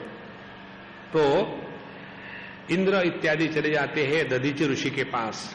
दधीचि ऋषि कहते हैं कि कैसे तुम मांग रहे हो, किसी एक आदमी को कहो कि भाई तुम्हारी हड्डियां दे दो, कौन देगा हड्डी? हर एक को अपना देह पसंद है, हम नहीं देंगे हड्डी। फिर इंद्र कहता है देखो महापुरुष वैसे ही होते हैं, दूसरों के भलाई के लिए अपना जीवन तक लगा देते हैं, आप तो महापुरुष है, आप अपनी हड्डियां क्यों नहीं दे देते? बड़ा विचित्र प्रसंग है। और उसके बाद वो समझते हैं कि भगवान की ही इच्छा है, इसलिए देह का तो कभी ना कभी नाश होना ही है।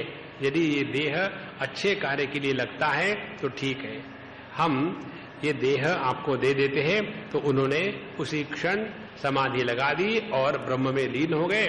फिर उनके देह के हड्डियों से उन्होंने वज्र बनाया और वज्र लेकर के और फिर इंद्र के साथ ये वृत्रासुर का और दैत्यों का युद्ध शुरू हुआ। और इस युद्ध में दैत्य लोग भाग रहे क्योंकि अब इंद्र के पास बहुत शक्ति प्राप्त हो गई थी और ये दधीचि ऋषि जो है अत्यंत तपस्वी बलवान थे। तो जब ये सब भागे लग गए तो वृत्रासुर ने कहा इंद्र को, अरे भागते हुए दैत्यों को क्या मार रहे हो? जो युद्ध से भागता है उसको मारते नहीं, युद्ध करना है तो मेरे साथ युद्ध करो। और फिर इंद्र का और वृत्रासुर का युद्ध बहुत लंबा बताते हैं। और ये जब युद्ध हो रहा था उस समय बताते हैं कि युद्ध करते करते वृत्रासुर के हृदय में भगवान के प्रति भक्ति जागृत हो गई। और ये जो प्रसंग है इस 6वें स्कंद का बड़ा महत्व का आदरणीय प्रसंग है। उसमें वो कहते हैं कि हे इंद्र, मैं जानता हूं जीत तुम्हारी ही होगी, क्योंकि भगवान जिसको चाहते हैं वही जीतता है। तुम्हारे मेरे कारण ना तो तुम जीतोगे ना तो मैं हारूंगा, ये भगवान की इच्छा है, मुझे पता चल गया। और मुझे ये भी पता चल गया भगवान जिसको अपने आप को देना चाहते हैं उससे दुनिया की हर चीज हटा लेते हैं, छीन लेते हैं। तो भगवान तो ये जो स्वर्ग का राज्य है मेरे से छीन करके स्वयं अपने आप को मुझे देने वाले हैं, इसीलिए ये राज्य तुम्हारा ही रहेगा, ये सब मुझे मालूम है, इसीलिए आ जाओ हम युद्ध करेंगे। इस प्रकार से उन्होंने भगवान की स्तुति करी। भगवान की ये स्तुति वृत्रासुर के द्वारा करी हुई बहुत ही सुंदर है। 2-4 श्लोक है। अहम हरे हे तव पादैकमूल दासानुदासो भवितास्मि भूयः मनस्मरेता सुपतेर्गुणांस्ते गृणीत कर्म वाक्कर्म करोतु कायः न नाकपृष्ठम न च पारमेष्ठम न सार्वभौम्नम न रसाधिपत्यम न योग सिद्धिर पुनर्भवम वा समंजसत्वाम विरहस्य कांक्षे अजात पक्षा इव मातरम खगा स्तन्यम यथा वत्सतराक्षुधार्ता प्रियम प्रियभूषितम विषण्णा मनोरविंदाक्ष दिदृक्षते त्वाम ममोत्तम श्लोक जनेषु संख्यम संसार चक्रे भ्रमतस्व कर्मभिः त्वन्मायया आत्मज द्वार गेहेषु आसक्त चित्तस्य न नाथ भूयात्। कहते हैं कि भगवान कि हम तो आपके चरण के दासानुदास बनना चाहते हैं और हमको ना तो ये इंद्र का राज्य चाहिए ना तो जगत की कोई वस्तु चाहिए। हम जो जो भी कर्म करेंगे अपने वर्णमानित वाणी मन देह के द्वारा वो केवल आपके ही लिए कर्म हो। ना तो हमको नाकपृष्ठ वाले स्वर्ग चाहिए, ना तो मुक्ति चाहिए, ना सार्वभौम राज्य चाहिए, ना योग सिद्धि चाहिए। केवल हम यही चाहते हैं कि हमारा कितने भी जन्म होवे हर एक जन्म में हमारा साधु संतों के साथ जो आपके भक्त है उनके साथ संबंध बना रहे। और जिस प्रकार से पक्षिणी अपने बच्चे के लिए और बच्चा अपने पक्षिणी के लिए तरसता है या बछड़ा अपने गाय के लिए तरसता है या वधू अपने पति के लिए तरसती है, उसी प्रकार से हम आपके लिए तरसते हैं और हम अपने जीवन में आपके सिवा और कुछ भी नहीं चाहिए। इस प्रकार से उन्होंने भगवान की बड़ी सुंदर स्तुति करी। और स्तुति करने के पश्चात ये सब हो गया और फिर युद्ध के लिए उनका आसुर भाव जागृत हो गया और फिर वो इंद्र पर टूट पड़े। तो इंद्र ने अपने वज्र के द्वारा उनका दाहिना हाथ काट दिया और फिर उन्होंने जब बाएं हाथ से युद्ध शुरू किया तो इंद्र के हाथ से उसका वज्र गिर गया नीचे।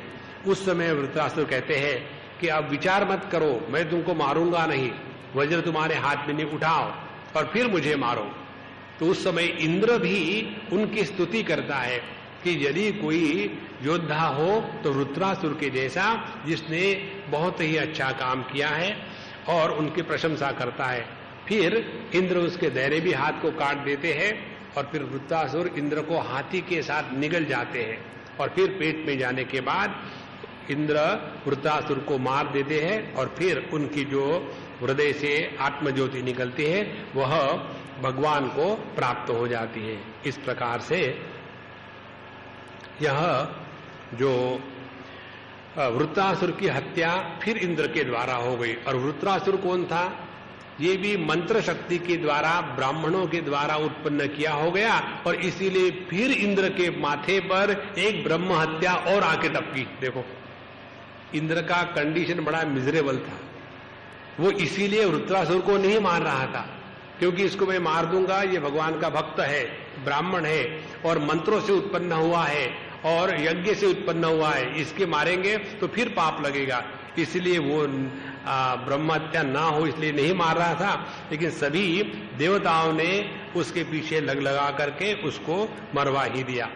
और जब ब्रह्म हत्या उसके पीछे लगी, अब उसका भयानक रूप देखा इंद्र ने और भाग करके चला गया तिबेट में और वहां वो मानस सरोवर में छुप गया। तब से कहते हैं कि उस मानस सरोवर में जो देवता लोग हैं वो आकर के स्नान करते हैं। मनुष्य तो बहुत कम जा सकते हैं, लेकिन जो देवता है वो वहां आकर के स्नान करते हैं। अभी भी हिमालय के ऐसे अनेक तालाब है, सरोवर है, जहां अप्सरा, किन्नर, गंधर्व इत्यादि जो सूक्ष्म योनि के जीव है वो वहां आकर के रहते हैं और स्नान इत्यादि करते हैं। तो उसी समय एक भी बीच में कथा आती है कि उस समय एक राजा थे, नहुष राजा, उनके 100 यज्ञ पूरे हुए थे तो उनको थोड़े समय के लिए राजा वहां इंद्र का पद दे दिया था, लेकिन फिर वो मोह में आ गए। इंद्राणी की भोग के लिए उन्होंने ब्राह्मणों का तिरस्कार किया तो फिर वो सांप होकर के फिर पृथ्वीलोक पर आ गए। इस प्रकार से ये वर्णन चल रहा था।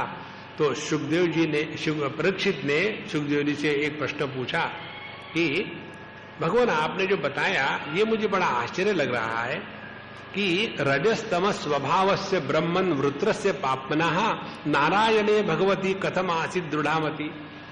जो ये वृत्रासुर था, ये राक्षस था, असुर था और रजोगुण तमोगुण जिसका स्वभाव था, उसके हृदय में भगवान के प्रति इतनी भक्ति कहां से आई, कैसे संभव है? नॉर्मली तो राक्षस इत्यादि तो अत्यंत क्रूर होते हैं, तो उनके मन में यह भगवान के प्रति भक्ति कैसे आई, कहां से आई? तो उसको बताने के लिए सुखदेव जी कहते हैं कि शूरसेन प्रदेश की मथुरा में एक मथुरा की राजधानी थी और वहां एक राजा थे और उनका नाम था चित्रकेतु और उनका बहुत बड़ा ऐश्वर्य था, बहुत सी रानियां थी और सब कुछ ठीक था। लेकिन कहानी हो तो उसमें उनको पुत्र नहीं होता, तो उनको पुत्र नहीं था। तो उनको उसी पुत्र न होने के कारण बड़ा दुख था। तो एक बार वहां एक ऋषि संत महात्मा पहुंच गए और उन्होंने पूछा कि वे सब ठीक ठाक तो है? बोले सब ठीक ठाक है, लेकिन पुत्र नहीं, इसलिए मेरे मन में दुख है। तो अंगिरा ऋषि ने बताया कि देखो, तुम्हारे भाग्य में पुत्र तो है, लेकिन इसके साथ एक बात और भी सुन लो, पुत्र होने से केवल सुख ही मिलेगा, ये तुम्हारे दिमाग से प्रश्न निकाल डालो। जीवन में किसी भी वस्तु से केवल सुख या केवल दुख नहीं मिलता, सुख भी मिलेगा, दुख भी मिलेगा, और इसके लिए तैयार हो जाओ, तब जाकर के तुमको ये पुत्र प्राप्ति होगी। और जब हमको कोई साधु संत आकर के आशीर्वाद इत्यादि देते हैं ना, उसका क्या अर्थ है? उनको हमारे जीवन में हमको क्या मिलने वाला है मालूम होता है, उसी के अनुसार वो आशीर्वाद देते हैं। माने उनके आशीर्वाद के कारण नहीं कुछ होता, उनको मालूम है इस जीव का उद्धार किस में होने वाला है और वो जब जानते हैं कि इसको अब ये मिलने वाला है तो उनके आशीर्वाद के रूप में वो वस्तु उनको मिल जाती है। तो इस प्रकार से उन्होंने अंगिरा ऋषि ने वहाँ कुछ यज्ञ इत्यादि किया और वहाँ से जो भी प्रसाद बना उनको दे दिया। देने के बाद उनकी जो बड़ी रानी थी वो गर्भवती हो गई, एक बच्चा पैदा हुआ। तो राजा और बड़ी रानी और बच्चा तीनों खुश रहने लगे, लेकिन बाकी की जो रानियां थी वो थोड़ी खुश रहती, क्योंकि अब राजा का ध्यान एक ही रानी की तरफ जाने लग गया, बाकी का तिरस्कार हो गया। तो सब ने मिलकर के एक बात करी कि इस बच्चे को हटा डालो तो झंझट खत्म हो जाएगी। तो उन्होंने उस बच्चे को दासी के हाथ से विष पान करवाया और वो वहां बच्चा मर गया। इसीलिए संसार में बताते हैं हम जिसके साथ ज्यादा प्रेम करेंगे वही हमारे दुख का कारण बनता है। इसलिए जगत में किसी के भी साथ इतना प्रेम ना करें कि जिसके कारण हमको रोना पड़े। केवल एक ही स्थान ऐसा है जिसके साथ प्रेम करने से आदमी रोता नहीं, और वो है परमात्मा। कारण क्या? कारण ये है कि परमात्मा नित्य है। नित्य के साथ प्रेम करो तो वो प्रेम आपको दुखदायक नहीं होगा।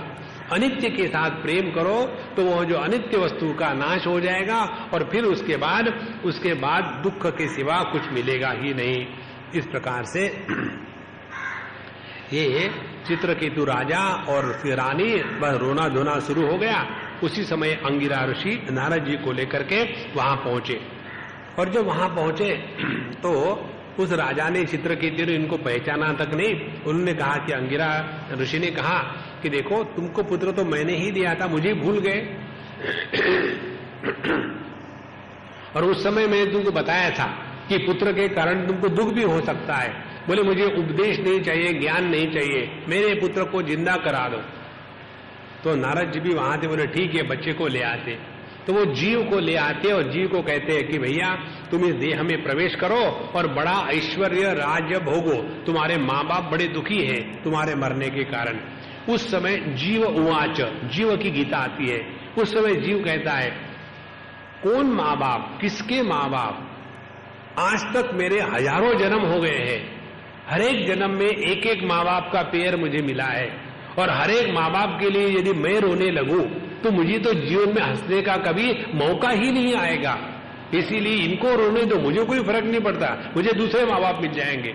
जब ये बात यह राजा और उसकी पत्नी सुनती है तो फिर उनके हृदय में अपने पुत्र के प्रति जो मोह था वह नष्ट हो जाता है, और उसके बाद उन्होंने उस देह का अंत्येष्टि इत्यादि कर ली और फिर अपना पूरा जीवन उसके बाद उन्होंने भगवान की आराधना इत्यादि करने में लगा दी। तो इस प्रकार से जब उन्होंने भगवान की आराधना करी तो शेष भगवान प्रसन्न हो गए और उन्होंने चित्रकेतु को सिद्ध पुरुष बना दिया और फिर एक विमान भी दे दिया उनको बख्शिश के रूप में। तो यह चित्रकेतु अब बहुत बड़ा सिद्ध बन गया था, विद्याधरियों के साथ संगीत सुनता, खूब मौज में रहता और आनंद में घूम रहा था। एक बार ऐसे घूमते घूमते चित्रकेतु सभी अप्सराओं के साथ पहुंच गया कैलाश पर, और वहां ऐसी बात थी कि भगवान शिवजी बैठे हुए, उन्होंने गोद में पार्वती को लिया है और सामने साधु संत बैठे, उनको भगवान ज्ञान का उपदेश कर रहे थे। तो ये जब बात देखी तो चित्रकेतु को लगा कि ये क्या बदतमीजी है, सबके सामने अपने पत्नी को गोद में बैठा करके सबके सामने ऐसा उपदेश करना, इससे तो बढ़कर के अधपतन हो ही नहीं सकता। अब हर स्थान का जो नियम होता है वो अलग होता है, लेकिन हम अपनी ही जो नियमों से इतने प्रभावित हो जाते हैं कि दूसरे की जो जीवन पद्धति है उसमें दोष दिखने लग जाते हैं। जैसे उदाहरण देखो, हमारे यहाँ हम जब किसी को प्रणाम करते, नमस्कार करते हैं तो हमेशा दूर से ही नमस्कार करेंगे इत्यादि, और पाश्चात्य देश में चले जाओ तो वहां जब नमस्कार करेंगे तो एक दूसरे को किस करते हैं। और हम लोग जब देखते, देखो यहाँ के लोगों को तो शर्म ही नहीं, सब कुछ सब जगह कर लेते, उनका वहां पद्धति वैसी है, उसमें अच्छा बुरा कुछ नहीं होता। इसी प्रकार से चित्रकेतु को ये मालूम नहीं था कि भगवान शिव जी कौन है, क्या है। उनके लिए तो ये सभी वर्ण आश्रम के जितने विधि निषेध है उसके परे गए हुए। और इसीलिए जब उन्होंने यह उल्टी सीधी बात कह दी कि जो तत्व ज्ञान की तो बात करा रहे हैं सभा में बैठ करके पत्नी को गोद में रह करके, ये कैसे तत्व ज्ञानी है, ब्रह्म ज्ञानी है। जब ऐसी बात कही तो शिवजी बाबा तो हंस के भूल गए, ठीक है बच्चे लोग बोलते हैं, क्या गुस्सा करना। लेकिन उनकी जो पत्नी है गौरी जी, उनको बड़ा गुस्सा आया और उन्होंने कहा अच्छा तो आजकल तुम बन गए सबके यहाँ के शासक और हम लोगों को तुमने अभी कैसे व्यवहार करना ये सिखाना है, अब यही बाकी था। और इसीलिए उन्होंने क्रोध में आकर के उनको शाप दे दिया कि जाओ तुम असुर योनि में चले जाओ। तो जब ऐसा शाप दिया तो वो एकदम विमान पर से उतरे और नमस्कार करके कहते हैं कि मैं बड़ी प्रसन्नता से आपके शाप को स्वीकार करता हूं और मुझे मालूम है कि देवता लोग, बड़े लोग छोटों के लिए जो भी करते हैं उसमें उनका भला ही होता है। इसीलिए मैं केवल आपसे एक प्रार्थना करता हूं कि हमको लेकर के आपके मन में कुछ दुर्भावना मत आने देना। और मैंने आपके शाप को स्वीकार किया है और आप यदि चाहते हैं तो मुझे यही करना कि हमेशा मेरा मन भगवान के चरणों में रहे, यही मैं आपसे मांगता हूं और मैं दैत्य असुर योनि में जन्म ले लूंगा। ऐसी जब बात हुई तो भगवान शिव जी कहते हैं अपने पत्नी को, देखो इसको कहते हैं भगवान के भक्त, उन्होंने तुम्हारे शाप को स्वीकार किया है और उनके मन में कि आपके प्रति दुर्भाव निर्माण नहीं हुआ। इसका तात्पर्य क्या है? हम यदि भगवान के भक्त अपने आप को क्लेम करते हैं तो एक बात समझ लो संतो, हमारे मन में मजाक में भी सपने में भी एक बार भी किसी के बारे में दुर्भावना या द्वेष नहीं आ। यह संपूर्ण विश्व परमात्मा की लीला है, इसमें द्वेष करने योग्य कोई नहीं है। जो कोई है केवल परमात्मा है, तो ऐसे परमात्मा से क्या द्वेष करना। इस प्रकार से यह जो चित्रकेतु, जब इनको असुर योनि में आने का शाप मिला तो वही चित्रकेतु अब वृत्रासुर के रूप में पैदा हुआ था और इसीलिए उनके हृदय में जो भगवान के प्रति भक्ति थी वो कभी नष्ट नहीं हुई थी। इससे हम सबको ये समझ लेना है कि हम जितनी भक्ति इस समय करेंगे अपने जीवन में, यही हमारे अगले जन्म की पूंजी है। कितना भी पैसा इकट्ठा करो, कितना भी नाम कमाओ, उससे कुछ नहीं होने वाला। जो अपने साथ यदि कोई जाता है तो केवल भगवान का नाम, जितनी भक्ति करेंगे उसी भक्ति के द्वारा पवित्र शुद्ध होकर के अपने जीवन को चलाते रहे। जिस दिन ये देह का कार्य खत्म होगा, ये नष्ट हो जाएगा और फिर जैसी प्रभु की इच्छा होगी हम वहां जाएंगे। कोई जरूरत नहीं कि हमको अच्छे ही योनि में भेजे, कहीं भी भेजो, लेकिन एक ही भगवान से मांगे कि हमारे हृदय में आपके प्रति जो भक्ति है वो कभी नष्ट ना हो। इसीलिए कहते हैं कि यह जो वृत्रासुर था, इतना दैत्य राक्षस होने के बाद भी उसने भगवान की भक्ति जैसे की तैसी रखी है। तो वृत्रासुर का तो अंत हो गया और फिर देवता लोग राज्य करने लगे, इंद्र राज्य हो गया। जब इंद्र राज्य हो गया तो ये दैत्यों की दुर्दशा देखी तो उनकी जो माता थी दिति, ये चली गई अपने पत्नी के पास, कश्यप जी के पास, और जाके उनकी जरा सेवा करने लगी, उनको जरा मनाने लगी। और सेवा करने के बाद कुछ महीनों तक फिर पति कश्यप जी बड़े प्रसन्न हो गए और कहते हैं यहाँ एवं स्त्रिया जड़ीभूतो विद्वान अपि विदग्धया बाढ़मित्या विवशो न चित्रम ही योषिति।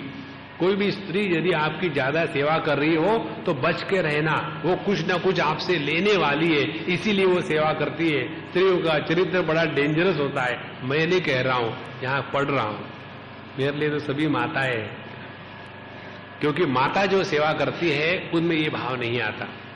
पत्नी या पति, इनमें एक दूसरे के प्रति भोग भावना होती है, मैंने क्या दिया मुझे क्या मिला। माता के हृदय में ये भाव नहीं होता। तो कश्यप जी ने कहा कि देखो मैं बड़ा प्रसन्न हो गया हूं और तुमने मेरी बड़ी सेवा करी है, तो बताओ क्या करूं तुम्हारे लिए। और जब ये बात उनको पता चली कि ये मांगती है कि इंद्र ने मेरे बच्चों को राज्य से हकाल दिया है, इसीलिए मुझे ऐसा पुत्र दो जिसके द्वारा इंद्र मर जाए। अब देखो, कश्यप जी के लिए दैत्य और आदित्य दोनों उनके ही पुत्र है। उसमें से एक सौतेली मां कहती है कि मुझे ऐसा पुत्र दो कि जो जाकर के इंद्र को मार डाले। लेकिन एक बार तो कह तो दिया था, इसीलिए एक बात सुन लो, कभी भी किसी को आश्वासन मत देना, नहीं तो पकड़े जाएंगे। देखो हमारे दशरथ महाराज ने कैकेयी को आश्वासन दिया था, कितने पकड़े गए। इसीलिए never give a promise to anybody. हमको कई बार लोग पूछते, स्वामी जी आप आएंगे, प्रॉमिस है ना? प्रॉमिस तो हमने किसी भगवान को नहीं दिया, आपको क्या देंगे? किसी को प्रॉमिस मत दो, हम औकान पकड़े जाते हैं।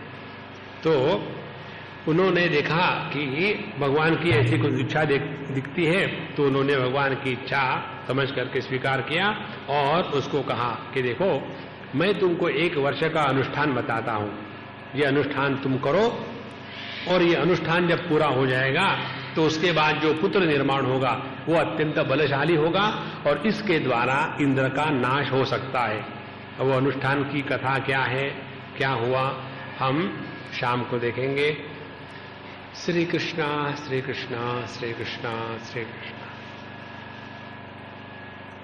ओम पूर्णमदः पूर्णमिदं पूर्णात् पूर्णमुदच्यते पूर्णस्य पूर्णमादाय पूर्णमेवावशिष्यते।